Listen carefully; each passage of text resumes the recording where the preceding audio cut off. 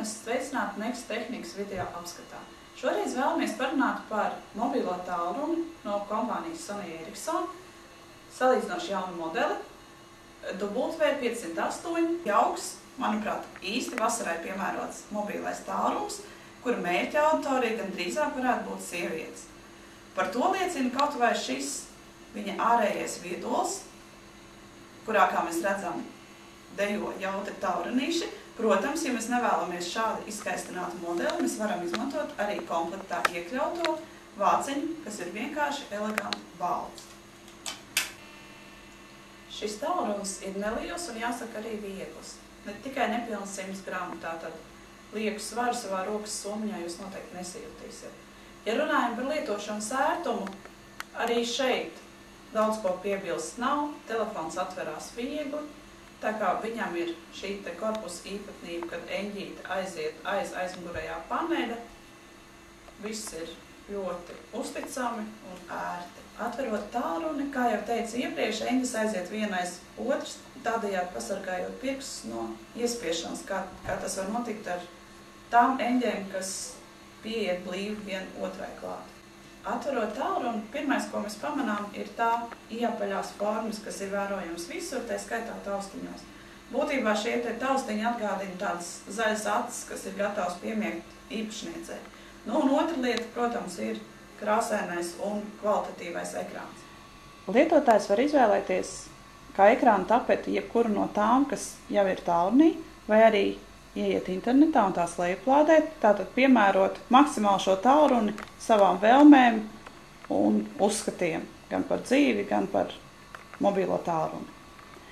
Ieejot izvēlnē, mēs redzam klasisku Sony Ericsson izvēlni, kurā viss ir sakārtots loģiski, un pat tiem, kas varbūt tās pirmo reizi lieto šo zīmolu, nepieciešamo iestatījumu atrast diez vai būs sarežģīti. Ja mēs runājam par tālruņa funkcijām, tad pirmā lieta, ko vajadzētu pieminēt, ir mūzikas atskaņotājs.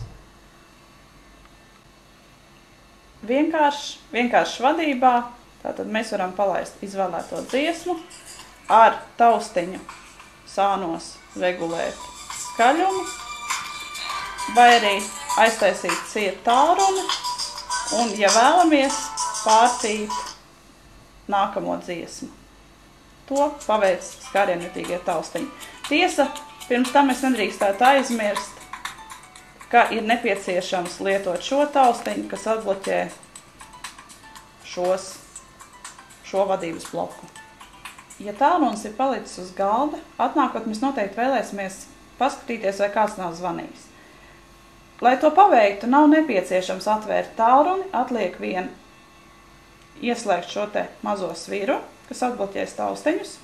To gan izdarīt ir diezgan pagrūti, jo svira ir neliela, un lai gan tai ir reļjefs, tomēr tā ir pietiekami dziļi ievirzīta korpusā, un tādēļ pirksts slīd tai pāri.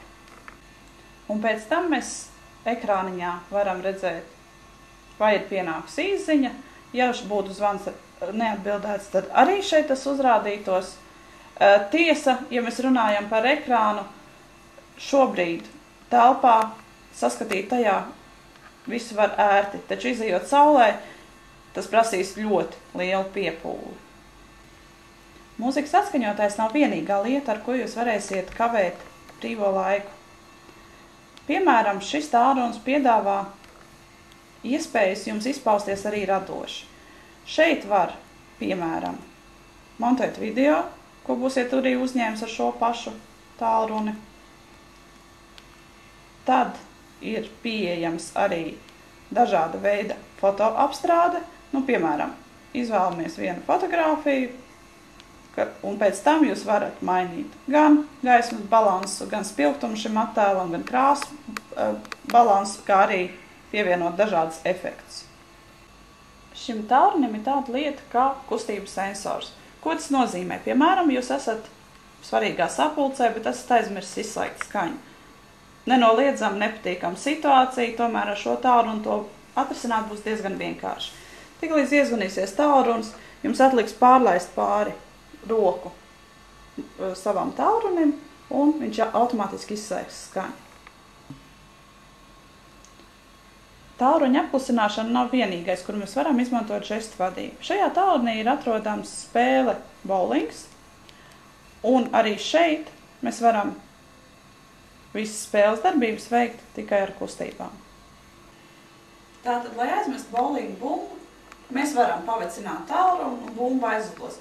Vienīgais, par ko ir jāatcerās, pirmkārt, ja rokas ir mitras, telefons var vienkārši izlidot no rokām, un otra lieta ir jāsako, lai tūmā neatrodas priekšmeti, pret kuriem jūs tālruni varat atsist. Noslēgumā jāpastāst vēl par to, ko tad nopērkot šo tālruni mēs iegūstam. Protams, jau pieminētais šis te otrs maiņas vāciņš. Komplektā vēl ir iekļauts adapters priekš jūsu atmiņas kartes, kurā, piemēram, ieliekot atmiņas karti, kurā ir saglabātas fotogrāfijas, jūs varat tās fotogrāfijas bez problēmām tālāk saglabāt datorā. Nu, un trešā lieta ir austiņas, kuras tiek izmantotas arī kā radio antena. Austiņas ir stilīgas, piemērotas modelim. Es domāju, sievietēm noteikti patiks, un, protams, šo mēs varam izmantot arī kā brīvroku sistēmu, braucot ar automašīnu. Tātad, ko mēs no visu iepriekš minētā varam secināt? Nenoliedzami stilīgs un sievietē piemērots tālrunis, ar plašu iespēju klāstu, arī gan kvalitatīvs, lai noteikti varētu justies pilnībā apmierināt, ja saņemat šādu tālruni dāvanā, vai arī pati iegādājaties veikalā. Arī komplektācijas klāsts ir tāds, kas spējas nodrošināt jūs gan ikdienā, gan arī tanīs brīžos, kad nepieciešama kāda izklaide.